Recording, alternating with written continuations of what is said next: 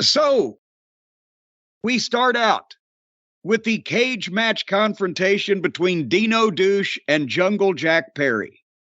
And to be honest, normally I'm like, cage match on first, but in this case, let's get it over with. The crowd showed more emotion than Jungle Boy did as he casually wandered to the ring to face this tattooed, muscular giant in this ridiculous Paleolithic era mask. And Brian, here's the thing. They tried to start with what made sense, a fast little baby face against a big, strong heel. And when the problem is when they do choreographed shit with Dino, he's so awkward and plodding. He doesn't work like a giant, but he can't work like a small guy, even though he tries to. So he ends up he's just there. It's like an advanced robot that has been programmed to let the little guy run by him and catch him every once in a while.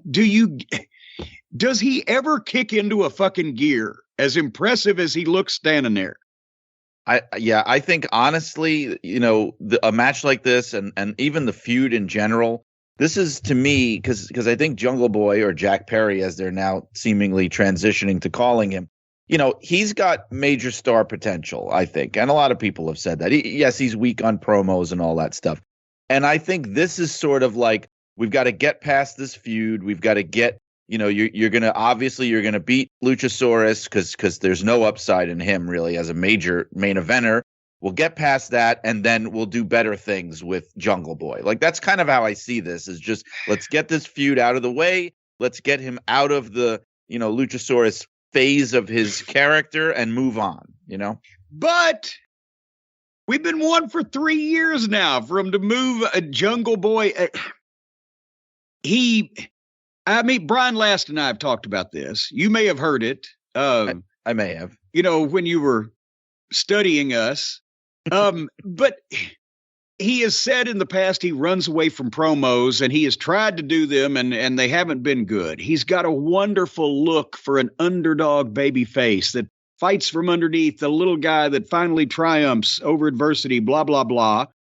And as we've said, when he's got somebody in the ring that can lead him to have a logical, sensible match instead of the trampoline stuff, he can follow it, but he hadn't had very many of those. And he's had a lot of matches with all of his other friends that do no good for him because all they do is teach him bad habits. So anyway, and again, Dino's just, nobody gives a shit about him. There's Christian Cage on the outside of the ring in a sling. He was the most interesting thing about this whole thing when he was coming out doing promos on television, which we now barely, if ever, hear anymore. So, and then, okay, I always complain about there's no blood in the cage matches in the WWE, so they're going to give us some over here. And boy, again, I don't know whether to feel bad for Jungle Boy or whether to laugh at it, because Dino runs his head in the cage, and then the camera goes tight on Dino and wide on the crowd and avoids Jungle Boy for almost a minute. I put a watch on it. And when they finally went back to a wide shot of the ring, he was still down there trying to gig. I mean, it was like, what are you, drilling for oil? He's obviously not done it a lot. He's not experienced with it. Then now, big cage match. You can't even stick your head under the ring. You're in the cage in front of God and everybody.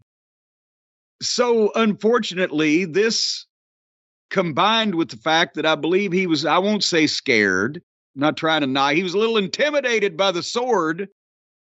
And that's usually what happens if somebody's inexperienced and is put in a position in a high-profile deal where they got to get some, and they don't want anybody to see them, they generally make the mistake of going too far.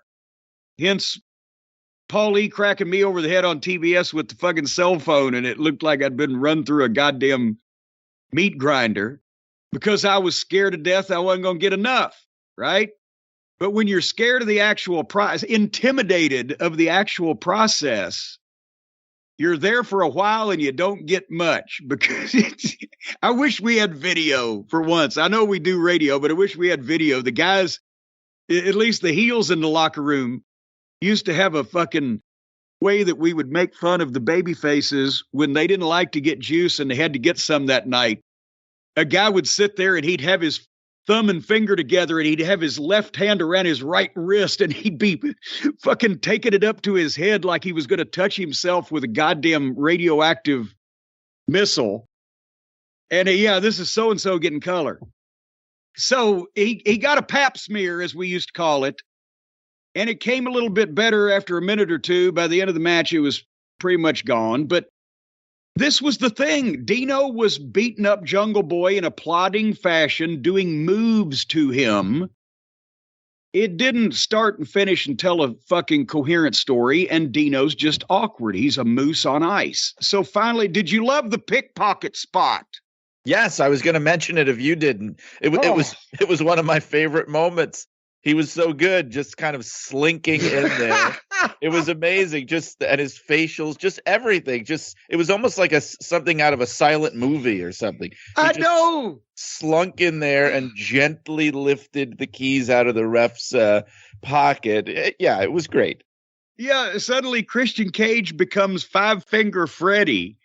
So, folks, for those of you who didn't see this, and believe me, you count yourself amongst the lucky ones.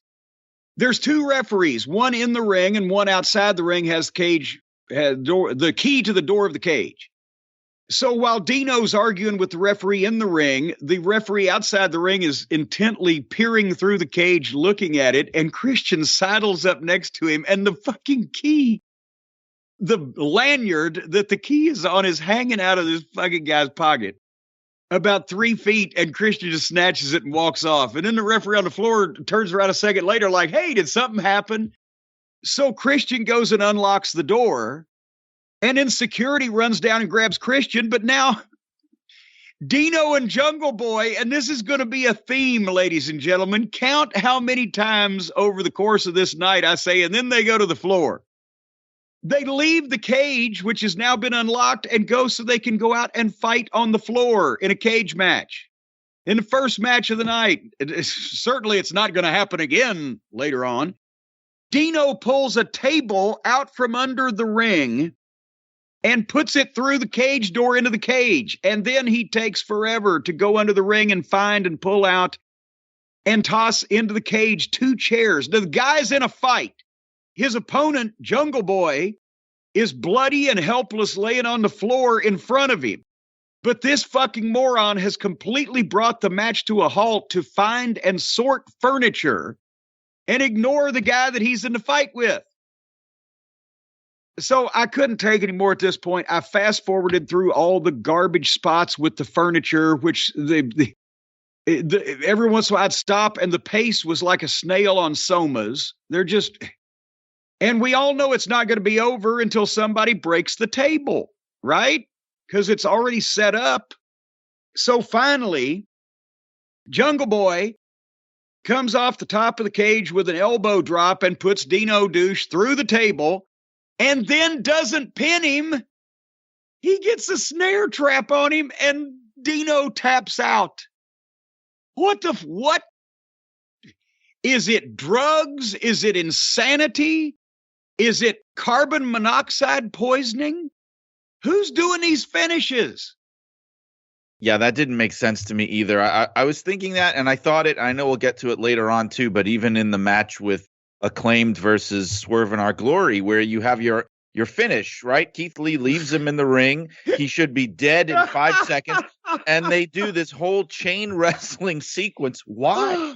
Doesn't make sense, right? The elbow through the table, which, by the way, it looked for a second like it wasn't going to break. It was actually a little scary for a second, but that was your finish right there. There's your finish. Right.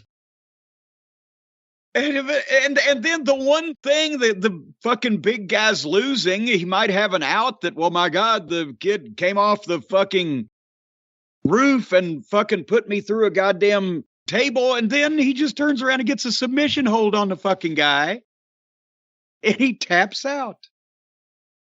So they had a 20-minute match, and they risked their necks to have a not good match and set up one 5-second spot that everybody would remember. And then, okay, now let's just get out of it.